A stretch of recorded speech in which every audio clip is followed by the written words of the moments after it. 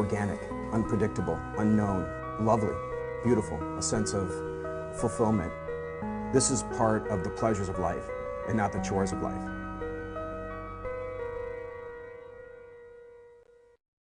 Coming up tonight on Daily Iowan TV, the University of Iowa student government is speaking their mind. And a new $20 bill is coming sooner than you think. Find out more next.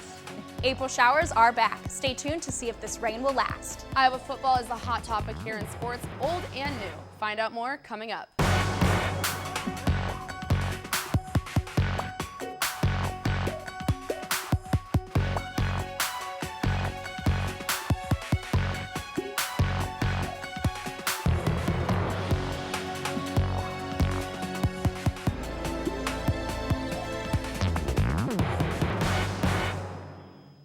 Good evening and thanks for joining us. I'm Kelsey Sanger. And I'm Andrew Roberts.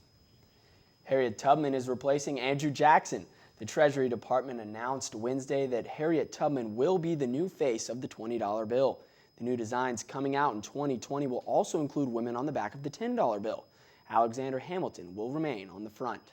Uber approved. The Iowa City Council officially announced Tuesday Uber will be coming to Iowa City.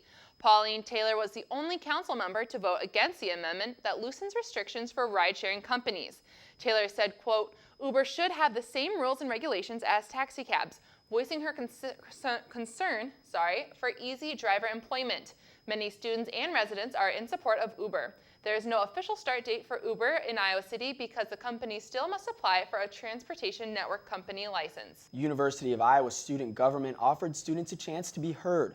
Earlier Wednesday, Iowa City Council members attended a special public forum hosted by UISG. The forum offered students and Iowa City residents some face time with council members and a chance to speak about issues important to them. Daily Iowan TV reporter Ryan Scott attended the public forum and has more on the story. In the Old Capitol Mall this afternoon, the Iowa City Council lent their ear to the student and city population. The City Council does listening posts throughout the year where they can hear from community members about issues that community members face. And it's really a great opportunity to have a conversation with council members in a relaxed environment. Nicole Neal serves as the City Council liaison for the University of Iowa student government, and she expressed her enthusiasm about the student turnout and participation in the forum. I know at City Council meetings it's hard to get student input sometimes, but actually with this Uber issue recently, people have been really active, and I just want them to know that their voices do matter and they will be heard, but it really requires participation. One of the hotly discussed topics of this forum was affordable housing in Iowa City. I'm still kind of confused about the whole affordable housing discussion just because I'm confused where students play into that discussion. Councilmember John Thomas was one of the 2 Iowa City Council members to participate in the forum, and he shared his thoughts on the problem.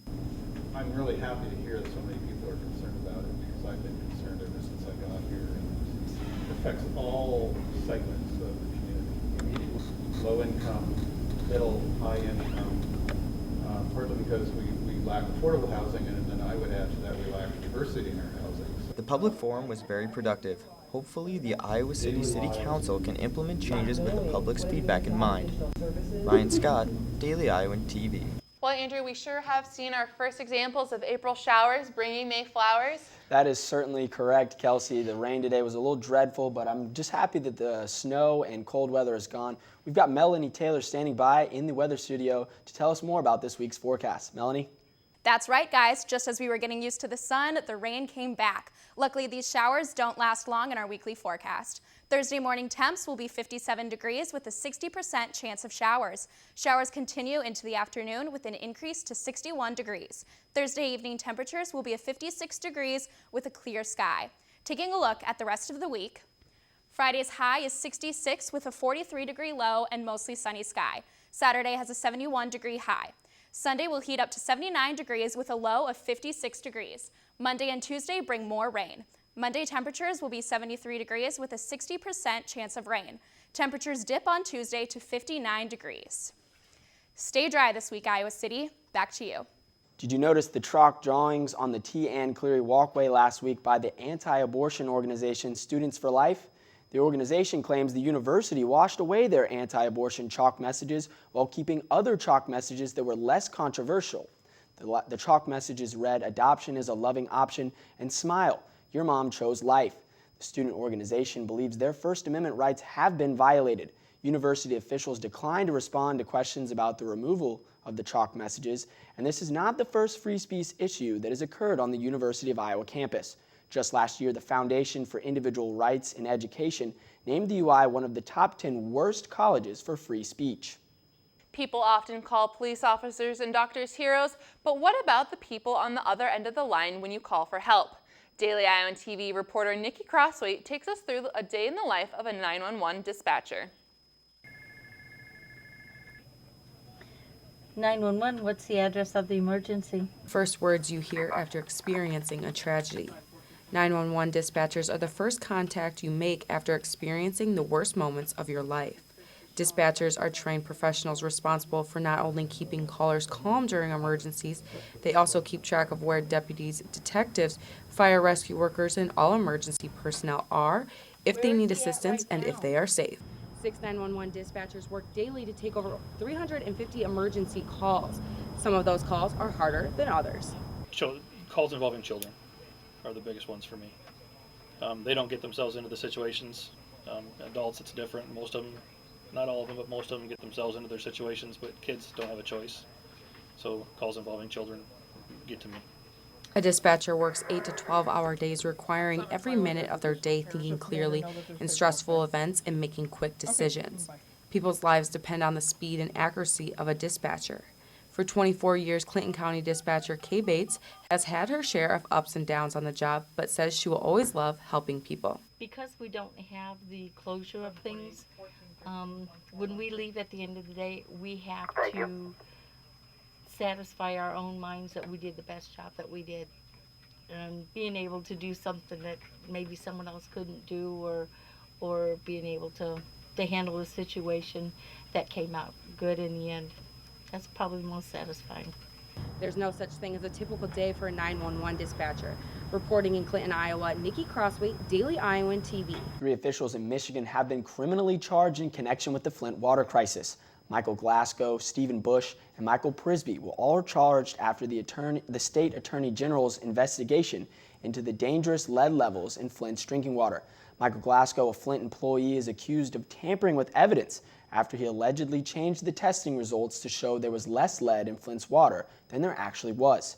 Stephen Bush and Michael Prisby, Michigan Department of Environmental Quality employees, were charged with misconduct in office and conspiracy to tamper with evidence, among other charges. Iowa football has been getting to work this week. Yes, they have, Kelsey, and they are about to end their spring season here soon. Holly, we can't believe it's already time for another football season. Thanks, Kelsey and Andrew. I can't believe it either. I swear we were just in Pasadena, California at the Rose Bowl. But spring football practice is about to wrap up for 2016 in just 3 short days. Offensively and defensively, both sides of the ball have seen exactly what the coaches want: progress. But they are a long way off from where they want to be come September 3rd when they start off their season inside Kinnick Stadium against Miami, Ohio. On the offensive front, carrying over from last season, quarterback C.J. Beathard seems to be in full control, but can still make improvements. When you get to the point that C.J.'s at, the things that you're looking for are quicker decisions. Not just making the right decision, making the right decision quicker. The second is, where you put the ball. Not just where it went to the right place and we caught it. Did it go to the right place and we had a chance to run with it after the catch? We covered former Iowa center Austin Blythe and his NFL prospect journey yesterday. So who is replacing him? Iowa might have got their answer out of spring practice with Sean Welsh. And obviously, Sean's played up and down the line. He's kind of built like a center, and he's a tough guy, and he's a smart guy. And if we'll still work. James Daniels there too, but that could end up being this. Sean could end up being the starting center in August for us. As far as the defensive side of the ball, Iowa lost Drew Ott last week to the NCAA's decision to not let Ott get a 5th year, but they keep his replacement with Parker Hesse, Josie Jewell at the linebacker position, Jaleel Johnson on the line, and Desmond King at defensive back. Still a lethal defense coming from Iowa, bringing passion with them. There's a demeanor, there's a tempo, there's an attitude, there's a, how do you carry yourself, and And what does football mean to you? Do you have a passion for it? Is it important to you? Some guys, play the game just for, to be on the team. Some guys go out there and play because they love the game, have a passion for it, and they want to excel at it. It was also released on Tuesday that defensive back Maurice Fleming has elected to transfer from the Iowa football program. He will take advantage of the graduate transfer option. Well, now that we know Iowa's current football team is looking like, let's find out what some former players are up to. Taylor Brooks is back in the studio with our next NFL prospect. Taylor? Thanks, Holly. Next on the list is former fullback Adam Cox. Once a walk-on in this program, Cox turned into a dynamic force on and off the field. After earning a scholarship in 2014, prior to the season, the Illinois native was caught with some adversity, but with a little mental toughness, he was able to come back successfully. Check it out. Just walk me through that injury and what exactly happened. Yeah, that was pretty tough. Actually, the day before was when Coach Ferentz told me I was going to be put on scholarship, so I was at like an all-time high, and then the next day was our first padded practice, and kind of just going through a 9-on-7 drill and got rolled up on and heard my knee pop. Wasn't sure what happened, and the next day I got MRI and stuff, and I ended up with a torn ACL and missed that season and just kind of had to rehab through it and get back for my senior year. Was there ever a moment in the season where you kind of just took a step back and you're like, wow, we have a team here and we could do some incredible things? Yeah, honestly, I think the moment I will always remember is the getting off the bus before the Minnesota game. There was so many people out there and they were so loud, and kind of got goosebumps walking down. You're like, man, we have a chance to be 10-0 after this game, and we have a good team. This is going to be a fun night, and obviously it was, and we just kept rolling after that. Personally, when you found out it was the Rose Bowl, how excited were you? I was really excited. I was nervous. I remember me and my roommates were kind of sitting there watching the show, and there was a couple of games before us that got shown on TV, and we're like, man, I don't know. And then it came up, and we kind of just all started yelling and cheering. It was pretty cool. It was pretty fun. What really got you to the point where you want to go for this?